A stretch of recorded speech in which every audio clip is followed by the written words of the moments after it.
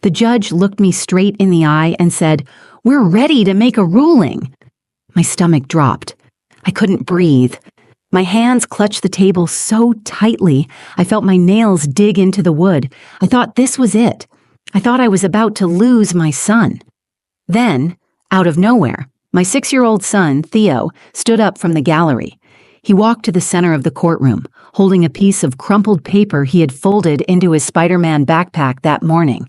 His voice was quiet but clear. "Your Honor," he said, "I want to read something." The entire courtroom froze. Not a single sound, not even a shuffle. All eyes turned to him, this tiny boy in an oversized navy sweater, standing in front of a judge, gripping a letter with both hands like it was the only thing keeping him upright. I couldn't speak. I couldn't move. I just stared at him, my heart pounding so hard it hurt. What he said next changed everything. "My name is Jessa Carter. I'm 33 years old, a freelance graphic designer, and the mother of a little boy named Theo. He's 6. He likes dinosaurs, peanut butter on everything, and sleeping with the lights on. He has my eyes and his father's quiet, steady way of watching the world." Before everything turned into a nightmare, our life was simple. Not perfect, but simple. We lived in a small 2-bedroom house on the edge of town. The rent was manageable, and the backyard had just enough space for a sandbox and a rusty swing set I bought secondhand. It wasn't much, but it was ours. Aaron, my husband, Theo's father, passed away 2 years ago in a car accident. It happened on a rainy Tuesday. I still remember what I was cooking when I got the call: chicken stir-fry. I never made it again. For a while, I wasn't sure how I was going to function without him. We'd been together since college. He was the first person who ever made me feel safe. I didn't just lose my partner that day. I lost the future we had dreamed of together. But I had Theo, and somehow, that saved me. The days after Aaron's death blurred together. I was grieving and exhausted, but I kept showing up for Theo. I'd wake up, pack his little lunchbox, walk him to kindergarten with a brave face, then come home and cry into a pile of laundry. He never saw me break down. I made sure of that. He needed strength, so I became it. We got close, closer than ever. Theo would curl up beside me on the couch with his favorite blanket and whisper things like, "Don't be sad, Mommy. I'm here." He never said much, but he didn't need to. We had our own rhythm, our own way of healing together. And then there was Margot, my mother-in-law. From the beginning, Margot never approved of me. She thought I wasn't polished enough, not from the right kind of family. She once told Aaron in front of me that I was a good-hearted girl who should have stayed in her lane. Aaron always brushed her off, said she'd come around. She never did. After he died, Margot inserted herself into our lives with a quiet kind of persistence. At first, I thought she was grieving too, that maybe she just wanted to stay connected to Theo. I let her visit. I invited her to birthdays, school recitals, family dinners. But her comments never stopped. "You let him stay up too late. He needs more structure. He doesn't need all this emotional coddling." She'd sneer when I tucked Theo in with a bedtime song or when I let him choose his own mismatched clothes. I could feel her judging me, silently, constantly. One afternoon, I found her in the kitchen offering Theo a brochure for a private prep school. I hadn't even heard of it. When I told her we couldn't afford that right now, she didn't miss a beat. "Well," she said, stirring her tea, "some environments are just better for children. Not every mother understands that." I said nothing, but I started setting boundaries, limited visits, clear rules. That's when things turned cold. She started questioning everything: my job, my finances, my parenting. One day, Theo came home after spending a weekend with her and asked, "Mommy, do you think I'd be happier living with Grandma?" It felt like someone stabbed me through the chest. I knew then that this wasn't about love or support. It was about control. Margot didn't just think I was doing it wrong. She wanted to take over. She saw an opening, and she took it. 2 weeks later, a thick envelope arrived at my door. Legal papers, custody hearing. She was trying to take Theo away from me. When I opened that envelope and saw the words, "Petition for custody," my hands went numb. I sat on the floor of the kitchen, the letter crumpling in my grip. Theo was watching cartoons in the living room, completely unaware that his world was about to be yanked out from under him. The petition said Margot was requesting full custody of Theo, not shared, not supervised. Full, she claimed I was emotionally unstable, financially insecure, and incapable of providing Theo with a stable environment. There were entire paragraphs where she painted me as a grieving wreck who couldn't manage to dress my child properly, let alone raise him. The worst part? She wasn't entirely wrong. Yes, I was grieving. Yes, I had moments where I cried in the shower or forgot to fold the laundry. But I showed up for my son every single day. I fed him, hugged him, helped with his homework, kissed his forehead when he had nightmares. I was his safe place. And now someone was trying to tell the world that wasn't enough. I called Lena, my older sister, who drove over within the hour. She read through the papers twice before saying anything. "She's playing dirty, Jess, but you can't let her win." I hired a public defender because I couldn't afford anything else. He was kind, but overworked. His advice was mostly, be calm, be respectful, document everything. He didn't inspire confidence. Meanwhile, Margot had hired one of the top family lawyers in the county, someone who specialized in high-profile custody battles. I started keeping a journal of every interaction. I dug up Theo's school reports, pediatrician notes, photos, teacher emails, anything that showed he was healthy, happy, and safe. Every night after Theo went to bed, I sat on the living room floor surrounded by folders and printed emails, while reruns played quietly in the background just to keep my mind from unraveling. And then there was court. The first hearing was procedural, but it was enough to scare me. Margot sat there in her navy blue suit, looking like the CEO of some corporation. She smiled at Theo when he walked in, but her eyes were on me like a hawk watching a wounded animal. Her lawyer was polished, confident, and knew exactly how to twist small facts into damning character flaws. "She has no consistent income," he said. "She works from home, barely. She has no family nearby to assist. She suffers from anxiety and is still visibly grieving her late husband. We believe Miss Carter, while well-meaning, is not emotionally equipped to provide what Theodore needs long-term." I wanted to scream. I wanted to stand up and shout that none of those things meant I was a bad mother. But I stayed still, like my lawyer told me. Calm, respectful. Back home, Theo could sense something was wrong. One night, after brushing his teeth, he asked me, "Am I going to have 2 homes now?" I didn't know what to say, so I lied. "No, baby. Mommy's just working through some grown-up stuff. Everything's going to be okay." But deep down, I wasn't sure. Margot started pulling more tricks. She called Child Protective Services, an anonymous tip.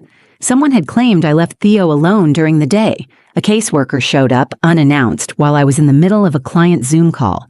Theo was building Legos at the kitchen table in his pajamas. I answered every question, gave her a tour of the house, and offered to provide contacts for Theo's teachers and pediatrician.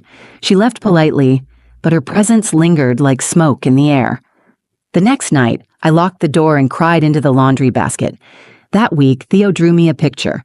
It was a stick figure version of me and him, holding hands, standing in front of our house. A speech bubble floated above my cartoon head. "I love you more than everything." I hung it on the fridge and stared at it for a long time. I didn't know how this would end, but I knew one thing with every cell in my body. I wasn't giving up. Not on my son. Not without a fight. The night before the final custody hearing, I barely slept. I sat at the kitchen table with a mug of cold tea, papers spread out around me like armor, emails from Theo's teacher praising his progress, notes from his pediatrician about his healthy development, drawings he'd made at school. I even printed out the flyer from the local library's Mommy and Me reading hour that we went to every Tuesday. I wanted to be ready. I needed to show that Theo wasn't just surviving with me, he was thriving. Still, doubt kept crawling in through the cracks. What if the judge saw me the way Margot did? What if they thought grief made me weak? What if being emotional, being gentle, being honest somehow meant I wasn't fit to be a mom? Lena came over to help me prep. She brought snacks I didn't eat and a folder of old photos she thought I could use. Theo's 3rd birthday, his first day of preschool, a selfie of us baking cookies with flour all over our faces. "You have everything you need," she said gently, placing a hand over mine. "You just have to let them see who you really are." Later that evening, after she left, I found Theo sitting cross-legged on the floor in his room, writing something on a piece of lined notebook paper. "What are you working on, buddy?" I asked, kneeling beside him. He looked up, his eyes serious in a way that didn't belong on a 6-year-old. "I'm writing a letter," he said, "for the judge." I paused. "A letter?" He nodded. "Just in case they don't know how much I want to stay with you." I felt my throat tighten. "Theo, that's very sweet, but it's okay, Mommy," he said quickly. "I won't say anything mean about Grandma. I just want them to know what it's like to be with you." He folded the paper into quarters and slipped it into his backpack. "I'll take it with me, just in case." I didn't know what to do with that. Part of me wanted to tell him no, that it wasn't his job to fix this.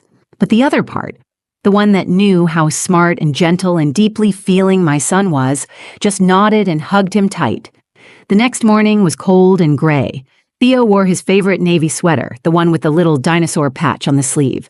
I braided his hair back into a little bun like he liked and packed an extra snack just in case. We sat silently in the back of the courtroom, waiting. Margot arrived in a designer coat and patent leather heels. Her lawyer walked in with a briefcase that looked more expensive than my entire wardrobe. I tried not to look at them. I focused on Theo's hand in mine. When the judge called us forward, I stood with my lawyer and took a deep breath. Margot's attorney went first. He spoke about financial stability, routine, and the benefits of a 2-parent household, which she could simulate, apparently, with a live-in nanny and tutors. He implied that my home was a place of chaos and emotional fragility. I kept my face neutral. I thought of Lena's words, "Let them see who you are." When it was my turn, I spoke calmly. I told the judge about our routines: school, homework, bedtime stories. I showed evidence of Theo's progress, his friendships, his comfort and security. I didn't cry. I didn't beg. I just told the truth. Then, just as the judge leaned forward to close the hearing, Theo tugged my hand. He stood up, stepped out from the bench, and walked forward slowly. "Your Honor," he said, holding that same folded piece of notebook paper. "Can I read something I wrote?" The judge blinked, surprised. "You wrote something, son?" Theo nodded. "Yes, sir. It's for you." The room went completely silent. Even Margot looked frozen, unsure of what was happening. The judge looked at me, then back at Theo. "All right," he said. "Go ahead." Theo unfolded the paper, smoothed it on the desk in front of him, and cleared his throat. Theo stood there, small and steady, holding that piece of paper like it was made of glass. His voice didn't shake. "My name is Theo Carter," he began. "I'm 6 years old. I like dinosaurs, grilled cheese, and playing with my mom. I want to live with my mom." The courtroom didn't move. The judge leaned slightly forward, hands folded under his chin. Theo looked down and kept reading. "My mom gives me hugs when I feel bad. She makes pancakes on Sunday and lets me pour the syrup, even when I spill it. She laughs when I tell her jokes, even the ones that don't make sense. When I have a nightmare, she lets me sleep in her bed. She calls me her heart." My throat closed. I felt my eyes burn, but I didn't dare blink. I didn't want to miss a second. Theo kept going, his little fingers tightening around the paper. "Sometimes we miss my dad and we cry together, but then she tells me stories about him, and we light a candle and we say good things. She says it's okay to be sad and okay to be happy again, too." He paused, looked up at the judge. "I know Grandma loves me, but she says my mom is too soft. I think soft is good. I don't want to live somewhere that doesn't let me feel things. I want to live with the person who lets me be a kid." He folded the letter carefully and looked around the room. Everyone was still. Even Margot had lowered her eyes. "I just thought you should know," he added quietly. "Thank you." Then he turned and walked back to me, slid into the seat beside me, and took my hand. I wanted to break down, but I couldn't. Not yet. The judge was still watching us. He sat back in his chair, silent for a long time. You could feel the tension crackling through the room like static. He finally spoke. "This court acknowledges the statement given by the minor, Mr. Theo Carter. While we typically avoid placing children in the position of testifying, it is clear that his words were his own and that they reflect a deep emotional clarity. I find them compelling." My heart leapt, then froze. Compelling wasn't a ruling. The judge turned to Margot's attorney. I've reviewed the petition and supporting evidence submitted by Mrs. Langston and her legal team. There is no documented abuse, no medical concern, and no professional testimony suggesting that Ms. Carter is unfit. The court does not believe that financial disparity alone constitutes a reason to remove a child from his mother, especially not when the child's emotional well-being appears stable and clearly bonded. Margot opened her mouth to speak, but the judge raised his hand. Furthermore, he continued, the child has expressed a sincere and articulate desire to remain with his mother. That carries significant weight in this decision. He turned to face me, his expression softening. Ms. Carter, this court finds that you are fit to retain full legal and physical custody of your son. Visitation arrangements with Mrs. Langston may be discussed through mediation, but the court sees no reason to pursue permanent removal of custody. For a moment, I couldn't move. It was like someone had just lifted a 2-ton weight off my chest. My legs felt like jelly. My hands were shaking, but I reached over and pulled Theo into my arms. He clung to me, wrapping his arms around my neck the way he always did when he needed to feel safe. Only this time, it was me who needed it. Margot didn't speak as we walked past her. She sat stiffly, her jaw clenched, her hands white-knuckled around the handles of her purse. I didn't gloat. I didn't even look at her. I just kept walking, holding Theo's hand as tight as I could. We stepped outside into the sunlight. It had warmed up just a little. Theo squinted and smiled up at me. Did I do okay, Mommy? I knelt down and kissed his forehead. You saved us. The day after the hearing, the house felt different. Not because anything had physically changed. Theo still woke up early and dragged me into the kitchen to help him make cereal. The furniture was the same. The smell of lavender from the candle we always lit during breakfast was still floating in the air, but something inside me had shifted. I wasn't just surviving anymore. I had fought for my son, and I had won. That morning, I found his letter, the one he read in court, taped to the refrigerator with a dinosaur magnet. He had written his name at the bottom in red crayon and drawn a tiny heart next to it. I stood there for a long time, reading it again, line by line, until my eyes blurred and I had to sit down. He had written that for me, not because I asked him to, not because he thought it would help me win, but because he saw me. He felt our bond, and in his own little way, he stood up to protect it. We went out to the park that afternoon, just the two of us.